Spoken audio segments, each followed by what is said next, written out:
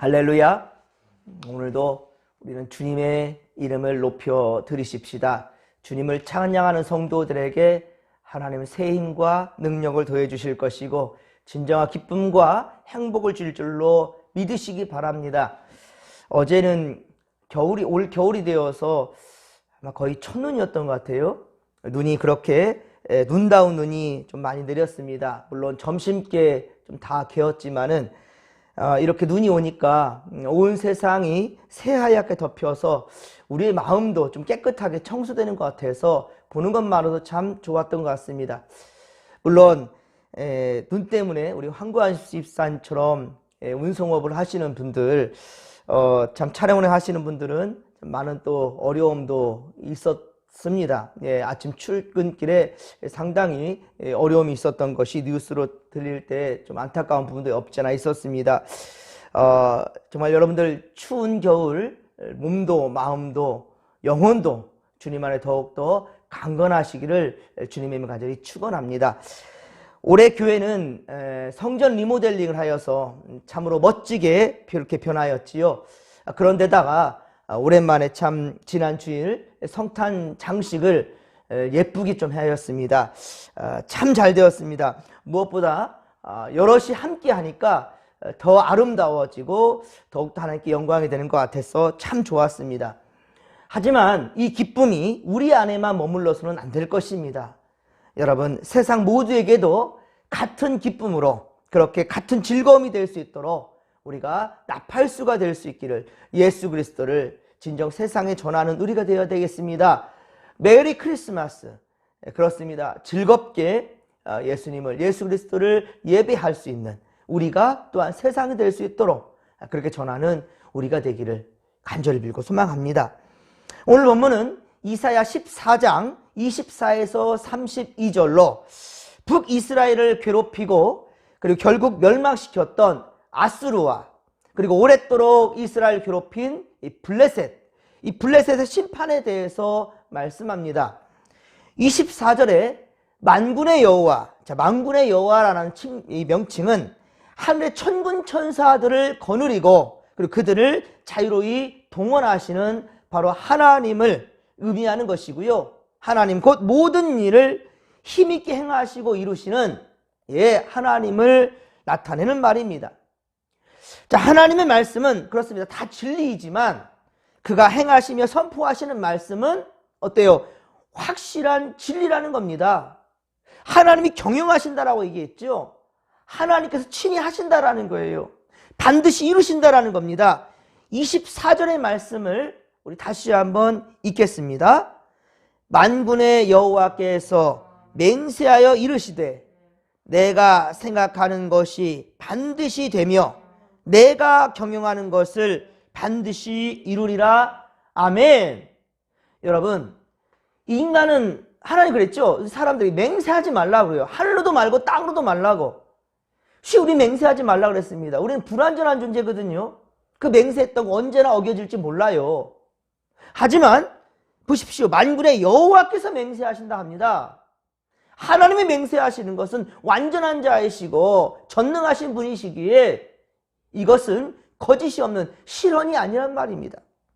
그러기에 내가 생각하는 것이, 하나님이 생각하는 것이 반드시 된답니다. 또한 하나님께 경영하는 것을 반드시 이루신다라고 반드시라는 말씀을 지금 연거푸 말씀하시고 있다라는 것입니다. 그렇습니다. 반드시 하나님께서는 이루신다라는 거예요.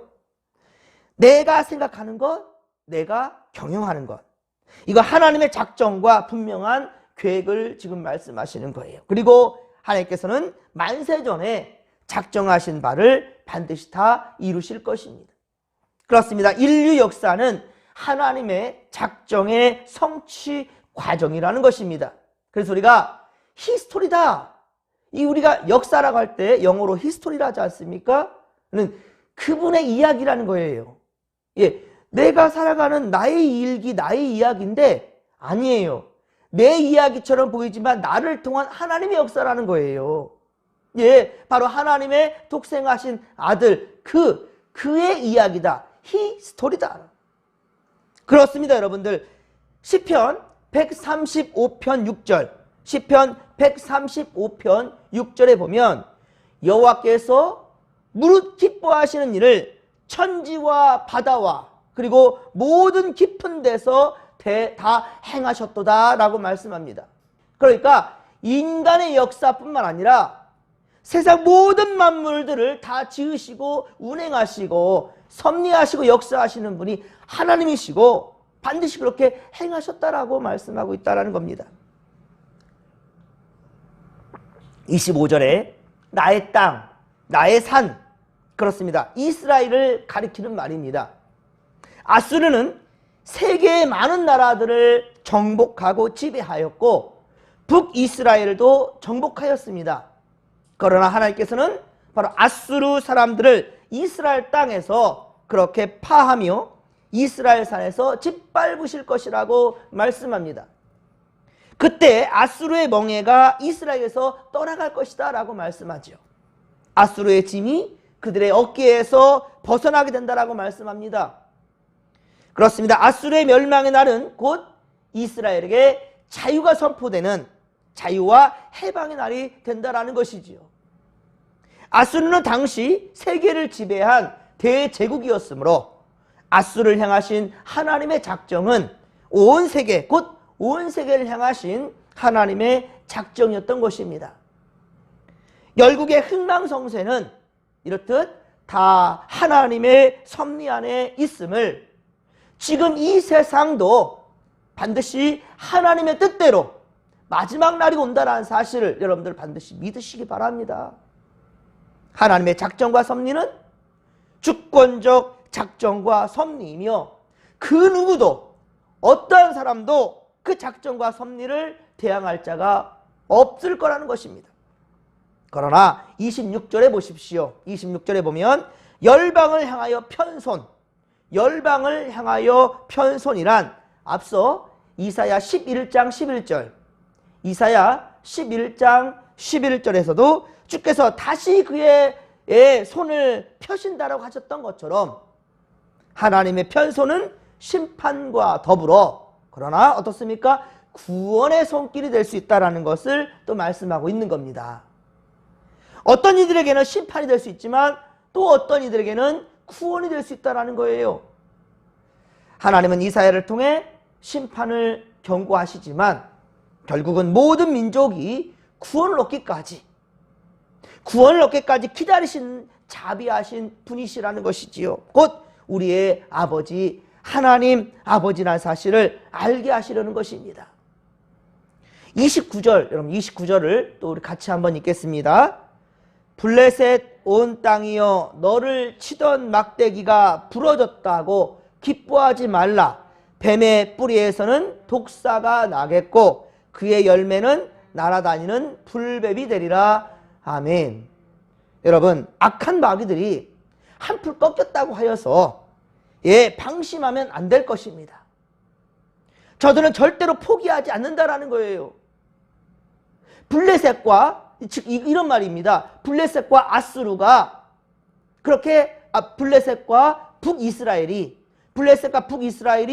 아수르에 의해서 멸망당했고 아수르도 이 바벨론에서 멸망당하게 되는데 이런 모든 과정을 남유다는 기뻐할 이유가 없다라는 거예요.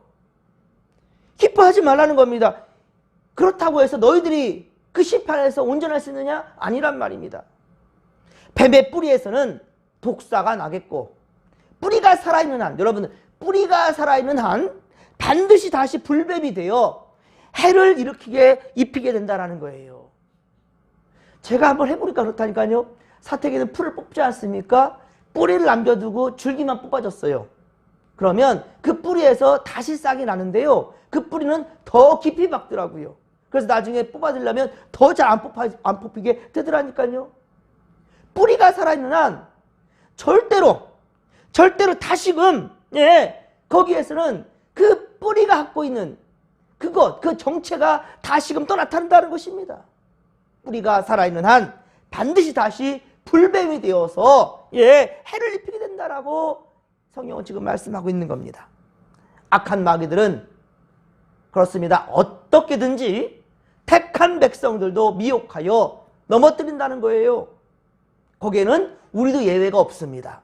지금 여러분들 믿음 생활 열심히 한다고요? 뭐 장담하지 마십시오. 예, 어제까지 열심히 믿음 생활했다 하여서 오늘 마귀들이 우리를 공격하지 않는다? 아닙니다, 여러분들. 그러니 더욱더 깨어있어야 한다는 거예요. 정신 바짝 차려야 된다는 겁니다. 말씀이 우리를 지배할 수 있도록 우리를 하나님께서 지배하여 달라고 기도하는 것 매우 중요합니다. 우리는 믿음의 삶을 살아갑니다. 하지만 기도해야 됩니다. 하나님 믿음을 달라고요. 더욱 굳센 믿음을 더하여 달라고 우리는 기도해야 된다는 겁니다. 왜? 우리는 불완전한 존재이기 때문이지요. 여러분, 악한 마귀들은요 절대로 우리를 내버려두지 않아요. 특히나 예수 잘 믿는 사람을 더 신랄하게 공격합니다. 왜 그러겠습니까? 하나님께 더 많이 사랑받는 자들이니 눈 뜨고 보지 않는 거지요. 못 보는 거지요, 그들이. 그의 열매에는 날아다니는 불뱀이 될 것이라 라고 말하지 않습니까? 참으로 무서운 재앙의 예언인 것입니다. 여러분, 혹시 민들레 씨앗을 보셨습니까? 민들레 씨앗. 얼마나 멀리까지, 더 멀리까지 날아가는지. 예, 그것은 그냥 흩날림이 아닙니다. 그 밑에는 새로운 성체를 만들 수 있는 씨, 곧 열매가 있단 말이에요. 하지만 이것은 희망의 메시지이기도 합니다. 심판의 메시지지만 또한 이것이 우리에게는 희망의 메시지이기도 한다는 거예요. 곧 임하게 될 바로 메시아 예수 그리스도를 의미합니다. 너를 치던 막대기는 블레셋을 치던 남쪽 유다 나라의 세력을 지금 가리키는 거예요. 역대하 26장에 보면 유다의 우시야 왕은 블레셋 사람과 싸워 이겼으며 그 땅에 성읍을 지었다라고 기록합니다. 그래서 너를 치던 막대기가 부러졌다. 너를 치던 막대기가 부러졌다라는 말은 블레셋을 지배하던 유다의 왕권이 쇠약해졌음을 지금 의미하는 거예요.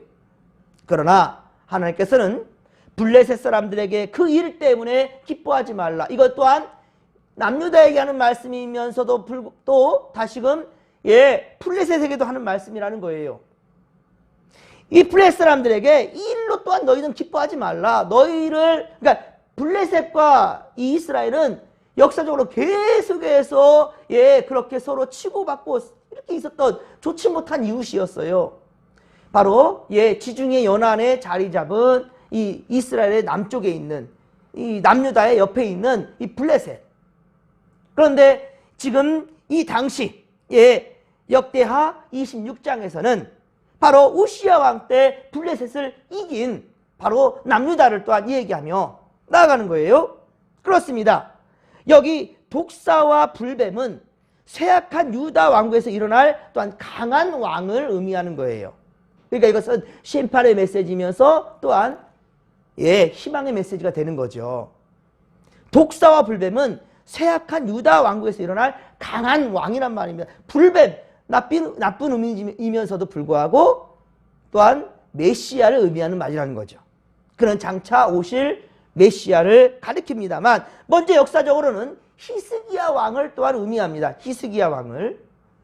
열왕기하 18장 8절 열왕기하 18장 8절에 보면 히스기야 왕은 블레셋 사람을 쳐서 가사와 그 사방에 이르고 망대에서부터 견고한 성까지 이르렀다라고 기록하고 있습니다. 그러니까 블레셋을 초토화시킨 그 왕이 바로 히스기야 왕이었습니다.